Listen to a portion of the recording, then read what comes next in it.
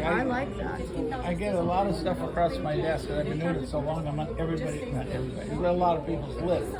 So I get 30 properties a day I get 400 emails a day, and most of them are not worthy of buying. It's very, very true. That's the thing, right? After a real full analysis, like, oh, well, that looked good. Well, the reality is, if I'm seeing it, that means everybody else is seeing it. That means the easy sales are already done. Yeah, low-hanging fruit. Right, low-hanging fruit is gone.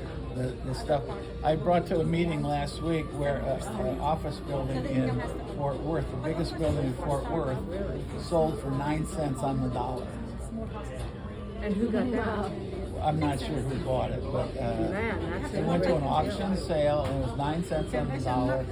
But I didn't know about it. I would have tried to bid on that if I could buy it. Because I made money. I was excited at 50 cents on the dollar and made money on every building at 50 cents on the dollar. I've even made money on 90 cents on the dollar on some buildings because I could move them quick. But 9